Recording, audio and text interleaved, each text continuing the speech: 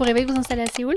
Bienvenue dans cet épisode 5 de ma série S'installer à Séoul. Aujourd'hui, on va parler du numéro de téléphone et des forfaits mobiles. Si vous prévoyez de rester en Corée, vous allez rapidement vous rendre compte qu'avoir un numéro coréen est indispensable. Que ce soit pour les démarches administratives, pour réserver un restaurant, et même pour passer commande sur internet, vous aurez souvent besoin d'un numéro coréen. Comment fonctionne le numéro coréen? Pour les appels depuis l'étranger, c'est le plus 82. Pour les appels locaux, vous avez juste à taper 010. Ce que je vous conseille au départ, c'est d'éviter les grands opérateurs coréens. SKT, KT, LGU+, les forfaits traditionnels sont beaucoup plus élevés qu'en France. Donc je vous conseille de partir plutôt sur des cartes prépayées ou des forfaits pour l'étranger. Et oui, vous avez du Wi-Fi gratuit dans toute la ville, mais vous verrez qu'avec une carte coréenne, ce sera beaucoup plus efficace. Ce que je peux vous recommander, Tiengo Mobile. C'est celui que j'utilise depuis mon échange étudiant en 2020. Un système de carte prépayée super simple, rechargeable facilement sans changer de numéro, un service en anglais. C'est super bien adapté pour des cours à moyen séjour. Ensuite vous avez Woody Mobile, utilisé par certaines de mes connaissances cette année. Un forfait flexible pour les étrangers, un prix correct. Le service est en anglais et il est facile de gérer depuis votre téléphone. Si vous restez moins d'un an ou un an maximum, ces forfaits sont largement suffisants. Mais pour des séjours permanents, je vous conseille de vous rabattre sur les forfaits coréens. Vous aurez des forfaits plus complets et avec des options de data plus robustes. Petite astuce à l'arrivée. Le temps de récupérer votre carte SIM, je vous conseille d'installer une eSIM si votre forfait ne vous permet pas d'utiliser votre numéro à l'étranger. C'est tout pour moi, j'espère que cette vidéo vous aura aidé. Je vous mets tout en description comme d'habitude